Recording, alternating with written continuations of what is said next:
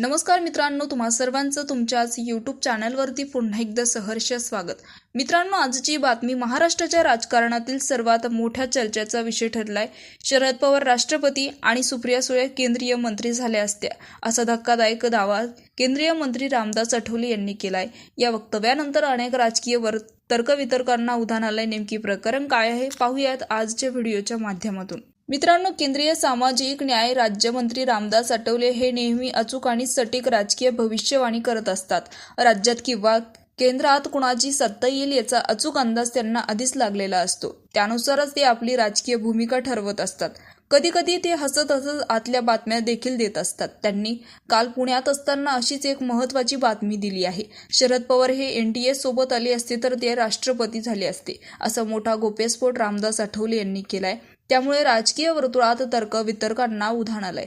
रामदास आठवले काल पुण्यात होते। यावेळी त्यांनी विविध विषयावर मत व्यक्त केले। त्यांनी शरद पवार यांच्याबद्दलही भाकीत केले। शरद पवार मोठे नेते आहेत, त्यांचा आदर आहे। 2014 ते 2019 मध्ये शरद पवार आमच्या सोबत आले असते तर ते राष्ट्रपती झाले असते असा गौप्यस्फोट रामदास आठवले यांनी केलाय। अजित पवार असताना अनेक निर्णय झाले होते। सुप्रिया सुळे यांना केंद्रात मंत्री करायचे ठरले होते अशा चर्चा त्यांनी केल्या। पण आता अजित पवार नाहीयेत, त्यामुळे दोन्ही राष्ट्रवादी एकत्र आता येऊ शकत नाहीये। पण शरद पवार यांनी NDA सोबत यायला हवं होतं असंही रामदास आठवले यांनी म्हटलंय। यावेळी त्यांनी राम मंदिरातील चोरीवरही भाष्य केलंय। राम मंदिरातील चोरी मोठी आहे, घोटाळा मोठा झाला आहे। राम मंदिरासाठी जगभरातून पैसे आले आहेत। मोठा घोटाळा केल्याचं समोर आलं, गुन्हा दाखल झाला आहे, काही जणांना अटक केली गेली आहे। प्रकरण गंभीर आहे, चोरी करणाऱ्यांना शिक्षा होणार असंही त्यांनी सांगितलं। महिला आरक्षणावरून त्यांनी विरोधकांवर हल्ला केला। केंद्रात महिला आरक्षणाला विरोधकांनी विरोध केला। आता मात्र आमच्याकडे संख्या वाढली आहे, त्यामुळे लोकसभा आणि राज्यसभेत महिला आरक्षण विधेयक मंजूर होईल। 2029 मध्ये होणाऱ्या लोकसभा निवडणुकीमध्ये महिलांना अधिक जागा मिळतील।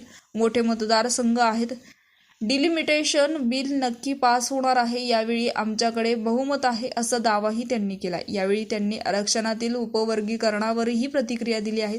उपवर्गीकरणामध्ये सुप्रीम कोर्टाने सांगितलं होतं की देशामध्ये 1200 जाती आहेत। ज्या राज्याला उपवर्गीकरण करायचे असेल त्यांनी करावं। महाराष्ट्र सरकारने या संदर्भात सरकारने नेमली आहे, त्यांचा रिपोर्ट बाहेर आला नाही। तो रिपोर्ट तयार आहे, तो बाहेर आला नाही। बुद्ध चर्मकार समाजाचा उपवर्गीकरणाला विरोध आहे असंही त्यांनी म्हटलंय। तर मित्रांनो, याविषयी तुमचं मत नक्कीच कमेंट बॉक्समध्ये कळवा। चॅनलला सबस्क्राईब करा।